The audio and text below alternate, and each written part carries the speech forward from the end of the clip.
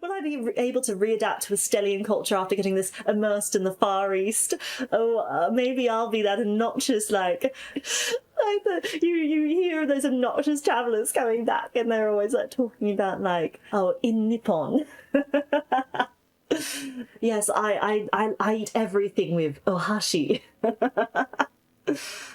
I'm going to install a bidet. The 7-Elevens aren't the same here. What I wouldn't do for a Fammy Chickie right now. I've been enlightened by the mystical laureate.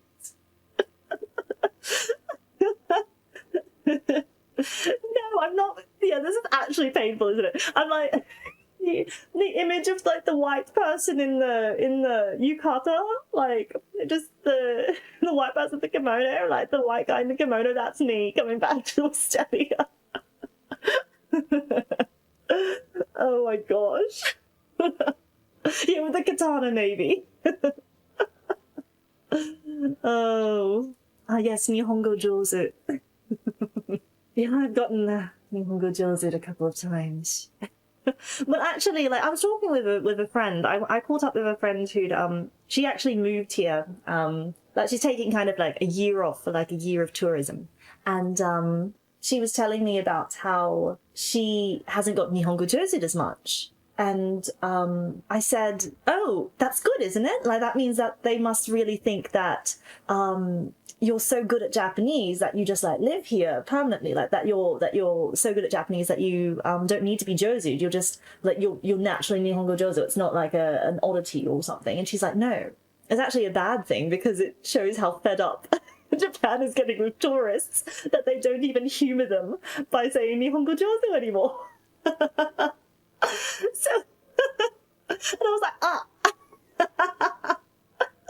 So maybe that's yeah, that's actually they're done pretending that you're Nihongo Jozu. They're just get out.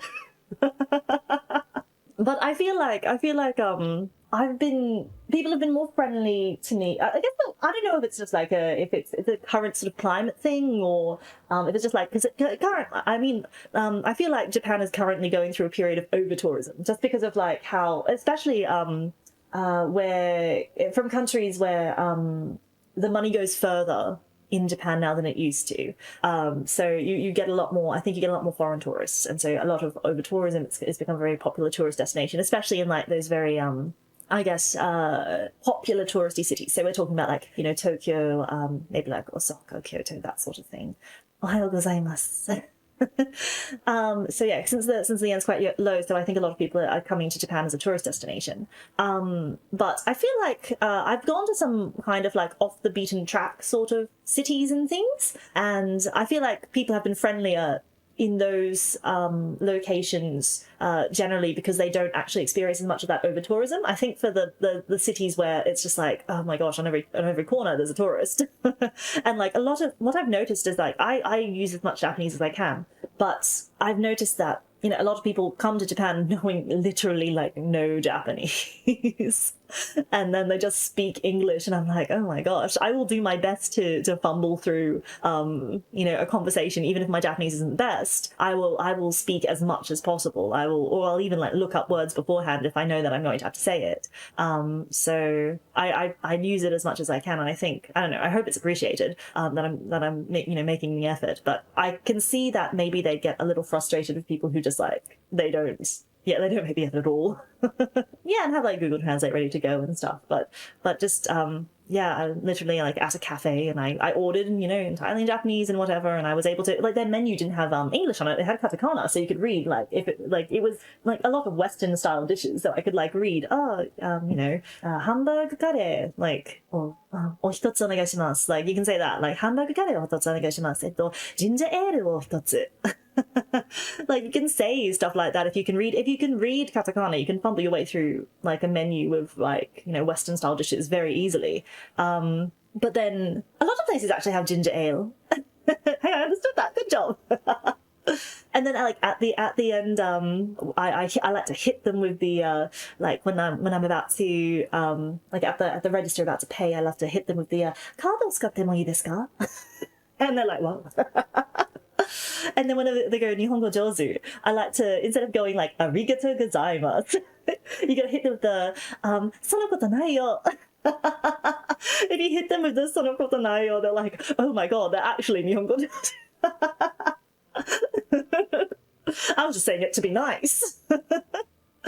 Chika, thank you. There's some restaurants that have signs posted saying if you can't speak Japanese, they won't serve you. Yes, I saw like the image of like the sign saying like no admittance in, or like it was no admittance or like no vacancy or something in both Japanese, in both English and Chinese, and then in Japanese it was like if you can read this, you can come in. Yeah, actually something that I've noticed this time round coming to Glorious Nippon. I'm gonna keep saying it and I'm gonna keep saying it. It's like, it was a bit at first, but now I cannot say it. I can't say it in public. I can't say it in public, okay? I just absolutely cannot. But I have to beat it out of myself. I can't say it. I have to get it out of my system while I'm here, exactly. My verbal tick. I'm leaning into being cringy tourist in Japan.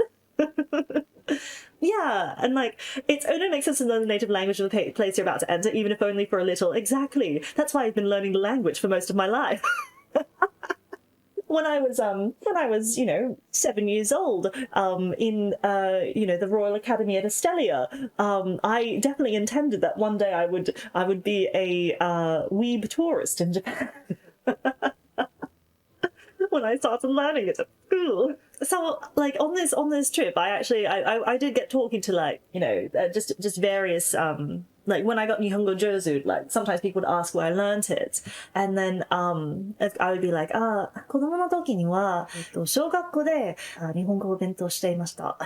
And then I was like, so I would say that like, when I was a kid, when I was in school, I learned Japanese. But like when they would ask like どうして like why did I learn Japanese, I was like, don't say anime 日本のどうかと思います。Naruto desu. I'm a foreigner in Japan, they know it's anime. Yeah, I sometimes say like 日本の音楽 because I think my favorite part about Japanese media is Japanese music. Sometimes I'll even say that I like 日本のアイドル, and then they ask me like what sort of idols and stuff. I think they're fully expecting me to say like I don't Love Live or something, or like or Atarashi Gakko or something like for the ones that have kind of broken into the foreign mainstream. But then I'm like Morning Musume, Momoiro Clover, and they're like, wow, she actually does like have these idols. I like to have a K-pop idol phase. The tiniest bit. Like I only like female idols. So I only like the girl K-pop groups, but I was never into them as much as like the Japanese idols.